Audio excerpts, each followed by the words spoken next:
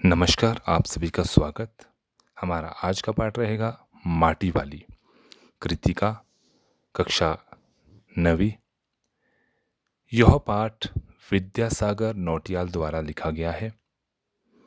इस कहानी में टिहरी बांध बनने से उत्पन्न हुई विस्थापितों की समस्या को उठाया गया है। कहानी का केंद्र एक बुढ़िया है जो माटी वाली के रूप में प्रसिद्ध है। वह पूरे शहर में घरों में लाल मिट्टी पहुंचाती है जो लिपाई पुताई के काम आती है। सब लोग उसे अपने उसके कनस्तर से पहचानते हैं जिसमें वो मिट्टी लेकर आती है। एक दिन एक घर में जब वो माटी लेकर पहुंचती है तो मालकिन ने उसे 2 रोटियां दी और उसने चुपके से वो रोटियां अपने पति के लिए रख ली। वहीं उसे सामने के घर में माटी लाने के आदेश से 2 रोटियां और मिल जाती है। वह प्रसन्न हो गई कि बूढ़े को आज जी भरकर खाना खिलाएगी। वहीं उसे लकड़ी के गट्टर के बदले में कुछ पैसे भी मिल जाते हैं। तो वो सोचती है कि आज वो अपने पति को सूखी रोटियां नहीं अपितु सब्जी प्याज के साथ रोटियां परोसेगी। परंतु जब वो घर पहुंचती है तो देखती है कि उसके पति को अब रोटियों की कोई ज़रूरत नहीं रही, वह मर चुका था। टिहरी बांध के पुनर्वास अधिकारी ने बुढ़िया के घर का प्रमाण पत्र मांगा, पर वह तहसील से उसे लाने में असमर्थ रही क्योंकि उसके नाम पर कोई भी जमीन नहीं थी। वह माटी घरों में देने की बात कहती है पर उसकी बात नहीं मानी जाती। अब माटी वाले के सामने खाने की समस्या उत्पन्न हो जाती है। टिहरी बांध की कुछ सुरंगों को बंद करके शहर में पानी भरने लगता है। लोग घरों को छोड़कर भागने लगते हैं। माटी वाली अपनी झोंपड़ी में बैठकर उसके सामने बैठकर रोते हुए कहती है कि गरीब आदमी का शमशान नहीं उजड़ना चाहिए। ये था सारांश। अब हम आरंभ करते हैं इस पाठ को। यह पाठ उत्तरांचल के टिहरी गढ़वाल का है। शहर के सेमल का तप्पड़ मोहल्ले की ओर बने आखिरी गांव की खोली में पहुंचकर उसने दोनों हाथों की मदद से अपने सिर पर धरा बोझा नीचे उतारा। यहाँ पे बात हो रही है माटी वाली की, जो मिट्टी के कनस्तर को अपने सिर पर उठाए ले जाती थी और उसमें मिट्टी लाद कर ले जाती थी। और टिहरी शहर में हर घर में वो मिट्टी पहुंचाती थी। केवल वही एक महिला थी जो हर घर तक मिट्टी पहुंचाने का काम करती थी। परंपरागत चूल्हों के होने के कारण उसकी देखरेख के लिए, उसकी मुरम्मत के लिए सभी को लाल मिट्टी की आवश्यकता रहती थी। और टिहरी शहर का हर आदमी, बच्चा तक उस महिला को जानता था, उसके कनस्तर को पहचानता था। अतः पुराने रहने वाले लोग, यहाँ तक कि नए किराएदार, यदि कोई नया भी वहाँ पे आ जाता तो वह भी उससे अच्छी जान पहचान बना लेता था। मिट्टी का उपयोग केवल चूल्हों के नहीं अपितु मकान की दीवारों की लिपाई पुताई के लिए भी उसकी ज़रूरत रहती थी। और माटी वाली काफ़ी दूर से अपने गाँव के समीप, अपने घर के समीप से माटा खान से मिट्टी ढो ढो कर वहाँ को लाती थी। शहर के अंदर कोई भी माटा खान नहीं था क्योंकि शहर भगीरथी और बिलांगना 2 नदियों के तट पर बसा हुआ था। तो निश्चित रूप से नदियों के किनारे की जो मिट्टी रहती है वो रेतीली रहती है, जिस कारण वहाँ पे लाल मिट्टी का मिल पाना कठिन था। और इसलिए सभी लोग माटी वाली के ग्राहक बन चुके थे। माटी वाली एक बहुत ही गरीब नाटे कद की महिला थी। शहरवासी उसे कंटर से पहचानते थे और कंटर को वो रद्दी के कपड़े, एक पुराने कपड़े की गद्दी बनाकर अपने सिर पर चढ़ाकर लाया करती थी। एक दिन उसे मिट्टी के बदले में 2 रोटियां मिल जाती है और तभी 9-10 साल की एक छोटी लड़की बाहर पहुंचती है और उसके सामने खड़ी हो जाती है और कहती है, माँ ने कहा कि हमारे घर भी आ जाना। तो माटी वाली कहती है कि अभी आती हूँ। तो जिस घर में उसने माटी दी वहाँ पे आंगन में वो मिट्टी रख देती है और घर की मालकिन उसे 2 रोटियां पकड़ा देती है और कहती है कि अभी साग भाजी कुछ भी नहीं है, तुम चाय के साथ ही उसे खा लो। माटी वाली इधर उधर देखकर झट से कपड़ों में उन रोटियों को लपेट कर रख देती है। उसके बाद वह रोटी खाने का नाटक करती है, दिखावा करती है कि रोटी चबा रही है। घर की मालकिन उसे पुराने गिलास में, पीतल के गिलास में चाय देती है और कहती है कि ये जो पुरखों की बनाई हुई वस्तुएं हैं, इन्हें बेचने को मेरा दिल गवारा नहीं करता, क्योंकि इन वस्तुओं को सजोने में, बनाने में उन्होंने कितनी मेहनत की होगी। क्योंकि मध्यवर्गीय और निम्न वर्गीय परिवारों में धन कमाने के लिए खून पसीना बहाना पड़ता है। एक एक पैसा जोड़कर घर के लिए उपयोगी आवश्यक सामान खरीदा जाता है। इसलिए वो लंबे समय तक टिका रहता है और विरासत से प्राप्त धन संपत्ति का उपयोग मानव के द्वारा सोच समझकर किया जाना चाहिए। हमें अपने पूर्वजों के प्रति मान सम्मान, स्नेह और यादों के स्वरूप उनको संजो कर रखना चाहिए। ये भी इस पाठ के माध्यम से बताया गया है। माटी वाली चाय पीकर वहाँ से चली जाती है और दूसरे घर में पहुँच जाती है। दूसरे घर से भी उसे माटी लाने का आदेश होता है कि हमें भी माटी लाओ, और उसके बदले में उसे आज ही 2 रोटियां मिल जाती है। वह उन रोटियों को भी कपड़े में लपेट कर रख देती है और सोचती है कि आज मैं अपने बूढ़े को, अपने पति को जी भरकर खाना खिलाऊंगी, भोजन दूंगी। उसका पति बीमार रहता था और घर में अकेला सोया रहता था। जब भी वह माटी वाली के आने की आवाज़ सुनता, आहट सुनता, तो अपनी नज़रों को दरवाजे की तरफ फेंक कर लेता और देखता कि ज़रूर मेरे लिए भोजन का प्रबंध हो चुका है। तो माटी वाली भी सोचती है, जब मैं घर जाऊंगी तो मेरा पति जब मुझे आते हुए देखेगा तो बहुत खुश होगा और मैं कहूँगी कि आज साग भाजी तो कुछ नहीं है और तुम आज ऐसे ही खा लो, क्योंकि भूख के सामने हर वस्तु मीठी लगती है। इसमें एक वाक्य प्रयोग किया गया है, भूख मीठी या भोजन मीठा। भूख किसी भी स्वाद को नहीं पहचानती। जब कोई व्यक्ति वास्तव में भूखा हो, उसका पेट पूरी तरह लंबे समय से खाली हो, तो वह उसे भरने के लिए स्वाद नहीं मांगता। वह किसी भी तरह उसे भरना चाहता है।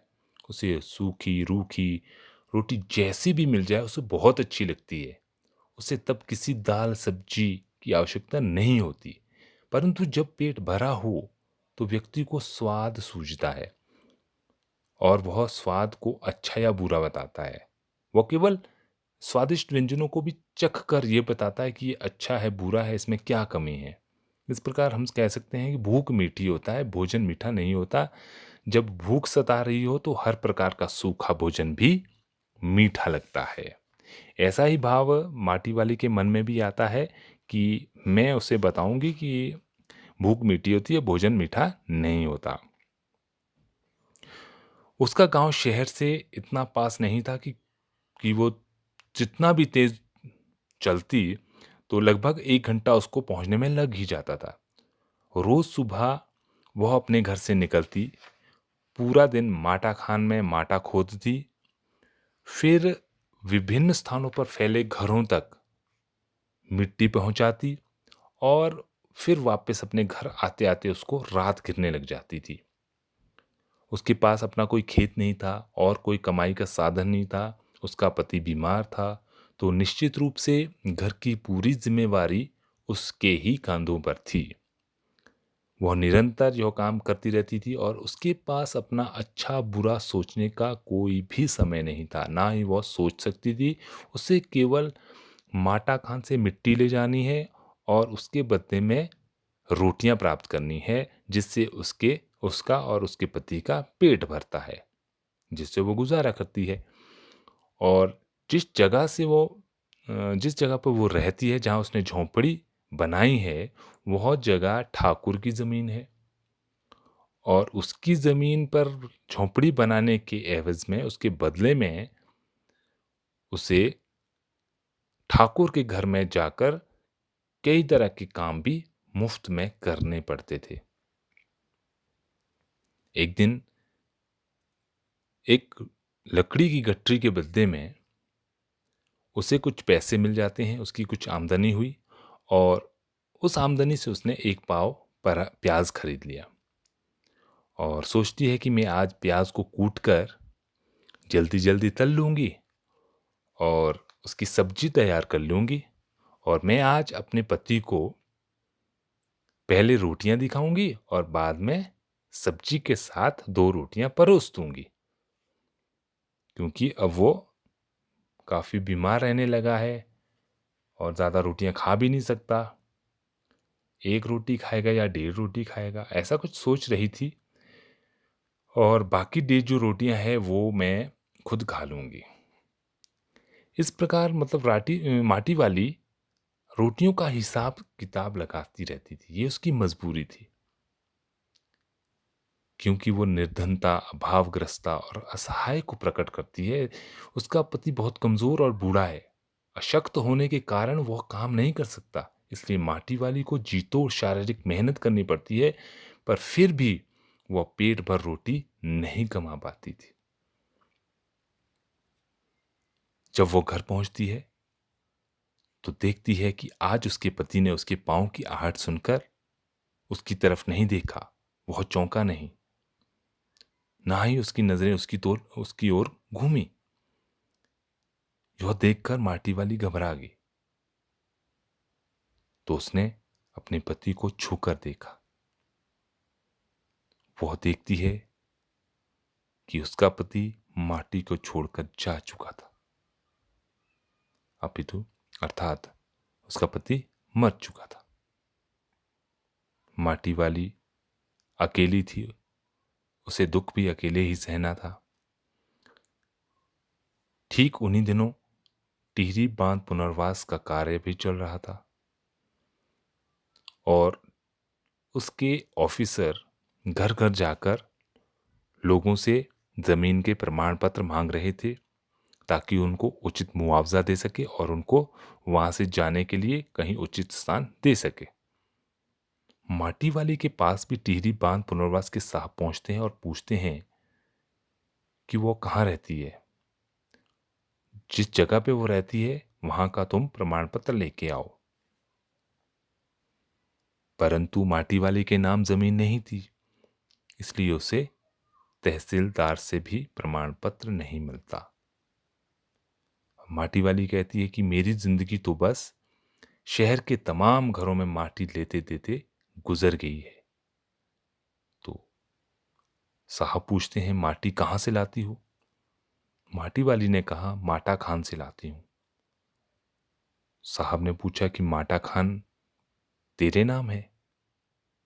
अगर है तो हम तेरा नाम लिख देते हैं। तो माटी वाली कहती है कि माटा खान तो मेरी रोजी रोटी है। तो साहब कहते हैं कि हमें जमीन का कागज चाहिए, रोजी का नहीं। माटी वाली कहती है अगर आप वहां पे बांध बना दोगे, बांध का पानी चढ़ जाएगा, तो मैं क्या खाऊंगी? बांध बनने के बाद मैं क्या खाऊंगी? तो साहब कहते हैं इस बात का फैसला तो हम नहीं कर सकते, यह बात तो तुम खुद ही तय करो कि तुम्हें क्या करना है। उसके बाद टिहरी बांध की 2 सुरंगों को बंद कर दिया जाता है और सुरंगों को बंद करने से नदियों का पानी रुक जाता है और पीछे शहर में पानी भरने लगता है। शहर में आबादी मच जाती है। शहरवासी अपने घरों को छोड़कर इधर उधर भागने लगते हैं। पानी भर जाने से सब कुछ उसमें डूबने लग जाता है, यहां तक कि शमशान घाट भी उसमें डूब जाते हैं। माटी वाली अपनी झोंपड़ी के बाहर बैठी है। गांव वाले अपना सामान लेकर वहां से जाने की तैयारी में है। वह हर आने जाने वाले से यही बात कह रही है कि गरीब आदमी का शमशान नहीं उजड़ना चाहिए। गरीब आदमी के पास रहने और सिर छिपाने के लिए अपना कोई सहारा नहीं होता। कुछ भी तो नहीं होता उसके पास जिसे वो अपना कह सके। शमशान ही एक ऐसी जगह है जहां मरने के बाद उसे जगह अवश्य मिलती है, चाहे अपने वहां छोड़ आए या पर आए। ऐसा नहीं होता कि गरीब की लाश सजा के लिए वहीं पड़ी रहे जहां वो मरा हो। माटी वाली का बूढ़ा मरा और उसे शमशान में जगह मिली, चाहे माटी वाली के पास पैसे नहीं थे, पर जब टिहरी में पानी भरने लगा तो सबसे पहले पानी में शमशान डूब गया। माटी वाली को लगा कि अब तो उसे वहां भी जगह नहीं मिल पाएगी, इसलिए उसने अपने हृदय की व्यथा को प्रकट करते हुए कहा कि गरीब आदमी का शमशान नहीं उजड़ना चाहिए। साथ ही साथ इसमें विस्थापन की एक बहुत बड़ी समस्या उजागर की गई है। विस्थापन का अर्थ होता है अपना घर छोड़कर दूसरी जगह जाना। 2-4 दिन के लिए नहीं बल्कि हमेशा हमेशा के लिए। यह एक बहुत ही दुखदाई स्थिति होती है जिसे कोई भी व्यक्ति अपने जीवन में सहन नहीं कर सकता, क्योंकि जिस जगह पे वो रहता है पूरे जीवन भर अपने घर को बनाने में, जगह ज़मीन को बनाने में बहुत मेहनत करता है, खून पसीना एक करता है, और उसी जगह को छोड़कर जब उसे जाना पड़ता है तो यह बहुत ही दुखदाई स्थिति होती है। तो इस पर हमारा ये पाठ केंद्रित था। आज के लिए बस इतना ही। आप स्वयं भी इससे पढ़ें। धन्यवाद।